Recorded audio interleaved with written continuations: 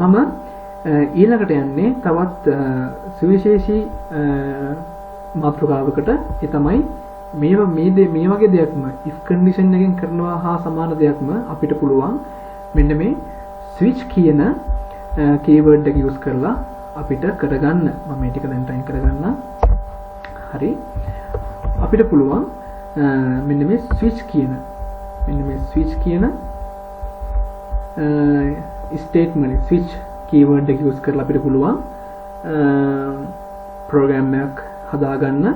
ඒ කියන්නේ variable එකක multiple cases වලට compare කරගන්න ඕන නම් අපි ගන්න variable එකක් multiple cases වලට compare කරගන්න ඕන නම් අපිට මෙන්න මේ switch statement එක use කරන්න පුළුවන්.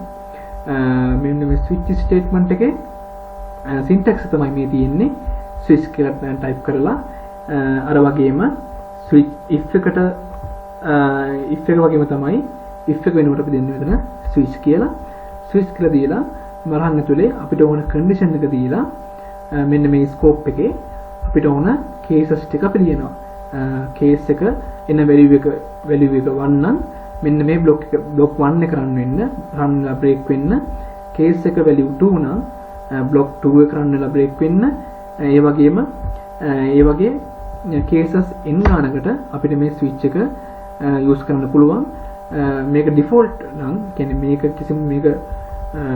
කිසිම දෙයක් පළලට එද්දී මේක කිසිම දෙයක් case එකක් නැත්තම් මේකට මෙයා default block එකකුත් මෙයා use කරලා program එකෙන් terminate වෙනවා. හරි. මම මේකටත් උදාහරණයක් අරගෙන මම ඔයාලට කියලා දෙන්නම් මෙන්න මේ switch statement එක කොහොමද වැඩ කරන්නේ කියලා. මම මේකටත් dev C++ IDE එක use කරනවා. හරි. මම simple example එකක් ගන්නම්. switch statement එක ඔයාලට කියලා දෙන්න. මම ගන්න number එකක් int num equal 8යි. හරිද? number එක 8යි. මම switch එකක් දාමට ඕන. switch එක දාලා බලනවා මේ දෙන number එක 8 නම් මට 8යි කියලා print value is 8 කියලා print වෙන්න ඕන. ඒක වෙන number එකක් නම් ඒක ඒ විදිහට print වෙනවා. දැන් මම මේක program එක දුන්න එකක් නේ. දැන් use input එක දෙනවා නම් මෙතන 8 නෙමෙයි 1 2 3 4 ඕන මම අගයක් මේකට දෙන්න පුළුවන්. මම දැනට ඔයාලට switch statement එක පැහැදිලි කර දෙන්න. මම මේක උදාහරණ ගන්නම්. switch මම කියනවා මේ number එක. මගේ මේ number එක අරගෙන මම වස්සනවනක් දාගන්නම්. හරි. මෙන්න මේ scope එක තමයි මේ program එක ලියන්නේ. මේ switch statement එකට දාලා number එක. හරි. මේක case එක මේක 7 නම්.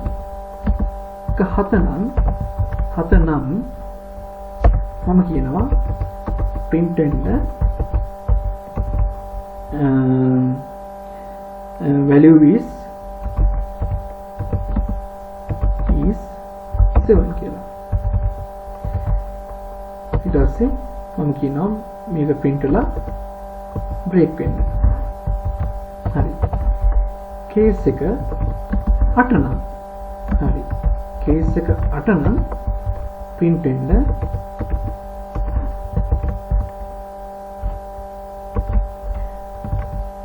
value is 8 කියලා. ඊට පස්සේ මේක print වෙලා break වෙන්න. හරි. මම දෙන value එක 9 නම් case 9 නම් case එක 9 නම් print වෙන්න printf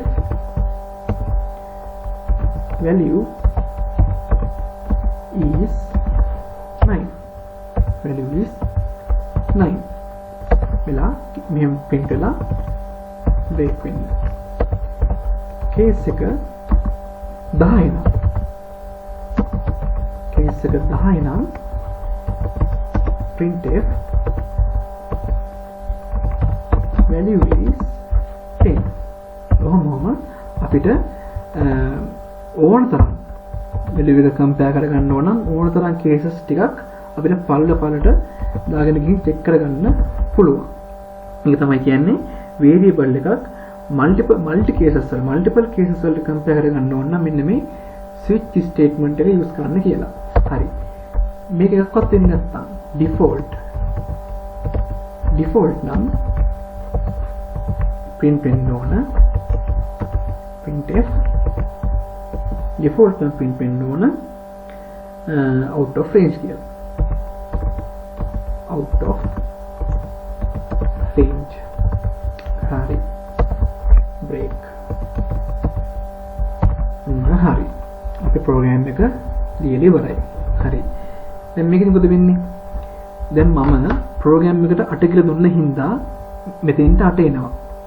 එවිලා බලන එකින් එකට 7ද කියලා. 7 නෙමෙයි. 7ද කියලා බලනවා. 7 නෙමෙයි නම් case 8 බලනවා.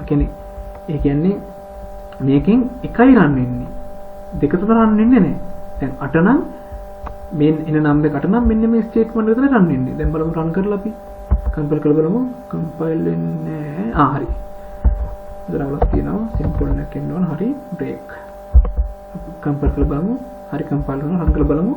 හරි value is 8 කියලා තමයි ආවේ. මොකද value එක 8යි. value එක 8යි නම් case එක 8 එක true වුණා. එහෙනම් මේක print වෙලා break වුණා. දැන් මම කියන්නම් මෙතන 10 දාන්න. 10 දාන්න. 10 මම මොකද කියලා බලන්න ඔයාලා. ඔන්න 10 කියලා එනවා. ඒ කියන්නේ මෙතන නම්බර් එක ආවෙන් පස්සේ මේකෙන් එකින් එක චෙක් කරලා බලනවා. case 7ද 8ද 9ද 10ද කියලා බලනවා. බලලා මේක true වෙන තැනදී මෙයා ඒ true statement එක run කරලා ඒකලා දාලා value එක print කරලා දෙනවා. හරි. ඕක තමයි switch statement එකෙන් සරලවම වෙන්නේ. මේක තමයි switch statement එකක් ලියන විදිහ. දැන් හිතන්න අපි කලින් ලියුවනේ grading system එකක් ලකුණු 70 පාට වඩා විශාලයි නම් Aද 60 පාට වඩා විශාලයි නම් Bද 50 පාට වඩා විශාලයි නම් Cද print වෙන්න කියලා. ඒ වගේ දේකුත් අපිට මෙන්න මේ වගේ switch statement එකකිනුත් කරගන්න පුළුවන් කිසිම ප්‍රශ්නයක් නැතුව. හරි. මම අදට මේ වීඩියෝ එක අවසන් කරනවා. මට අද ඕන වුණේ C language එකට දාලා කොහොමද අපි condition එකක් හදාගන්නේ, condition එක හදාගෙන program එක කරගන්නේ කොහොමද කියලා අපි ඒකට normal if statement එකක් use කරා. ඒ වගේම if else statement එක use කරා.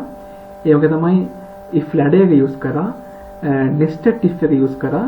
ඊට පස්සේ if එක වගේම තව එකක් තියෙනවා switch එක. අපි switch එක use කරලා අපි program එක කරලා බලුවා කොහොමද ඒක වැඩ කරන්න කියලා. හරි. මම අද නවත්තනවා මේ වීඩියෝ එක. මම හිතනවා ඔයාලට මේ session එක හොඳට තේරෙන්නේ නැති කියලා. තේරුණා නම් පහළ comment section එකෙන් comment එකක් දාගෙන යන්න. අනිත් ඔයාලගේ යාළුවන්ටත් මේ වීඩියෝ එක බලන්න share කරන්න, subscribe කරන්න. එහෙනම් අපි ඊළඟ වීඩියෝ එකකින් නැවත හම්බෙමු. හැමෝටම සුබ දවසක්.